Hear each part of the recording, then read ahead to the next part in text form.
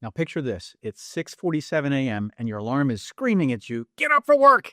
And you spill coffee on your shirt and you're already trying to calculate how you can afford that new iPhone. Does this sound familiar? Well, welcome to the 7 money habits keeping you stuck in the rat race. This channel, Everyday Wealth, is not about listing problems. It's about showing you the exact escape hatch. So give me a thumbs up if you're good with that. Now, habit number 1 is the lifestyle creep. It's the silent salary assassin. You get a $5,000 raise, and suddenly your rent jumps $500. Your car breaks down, and you're treating yourself to $18 avocado toast. Congratulations, you just turned that extra income into extra handcuffs. Look, Warren Buffett, the billionaire, he still drives a 2014 Cadillac that he bought used. Meantime, the average American upgrades their phone every 2.3 years and then finances it at 22% interest. That math ain't mathin'. Look, here's how you fix it. The 50% rule. After any raise, automatically route at least 50% into investments or debt payoff before you even touch it. You want to make that money work for you instead of you having to work for your money. Does that make sense? Go ahead and put it in the comments. Habit number 2 is paying the stupid tax, aka paying full price for stuff that everybody else is getting on sale. Look, if you're bragging about supporting small businesses and dropping $1,200 on a couch when it's $400 or $600 on Facebook Marketplace, stop overpaying for stuff. You want to use the 72-hour rule. You want something? Wait 72 hours. 60% of the time, you may find it cheaper somewhere else, or you may realize you didn't even want it. Now look, it happens to me too because I had 4 items in my Amazon cart and then I left them in for 72 hours. Then I realized I really didn't need any of that stuff and I saved $400. Have you ever done that before? Go ahead, let me know. Habit number 3, single point of failure, income. In 2023, there were 260,000 tech layoffs. In 2024,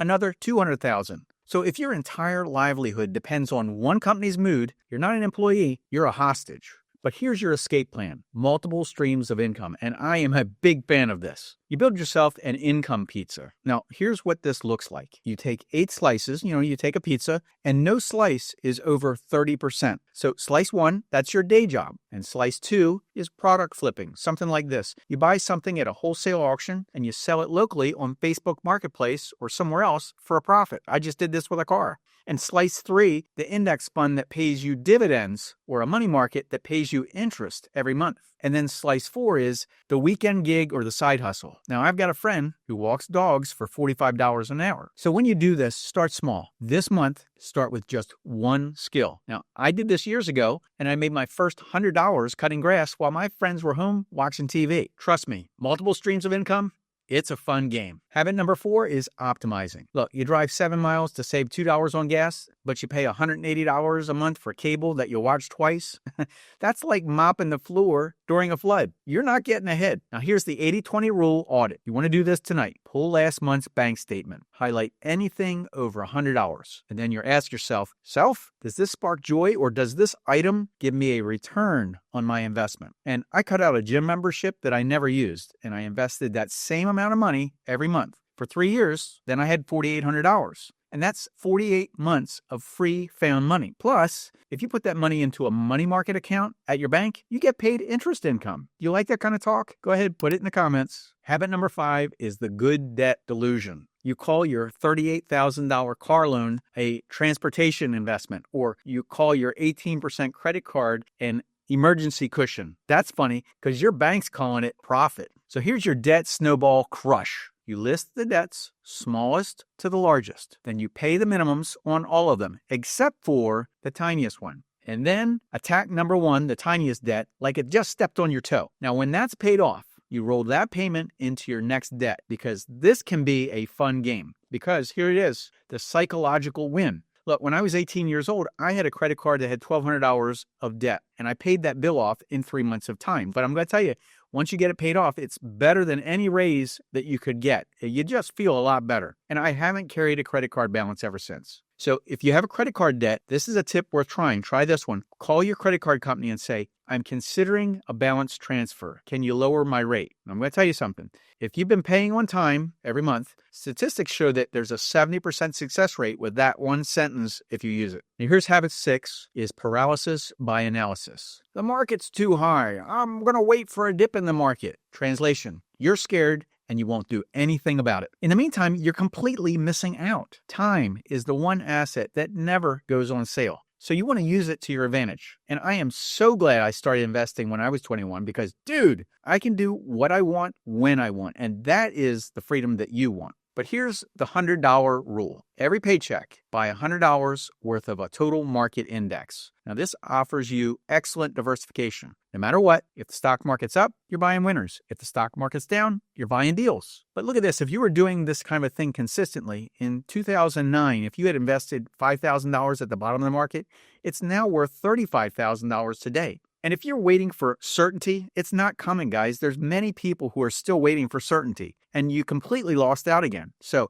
the earlier you start this in life, the compound effect, over time, you are absolutely going to crush your competition. Now, the fact is, there's so many ordinary people who have become millionaires by consistently investing in mutual funds, particularly in low-cost, diversified index funds over a long period of time.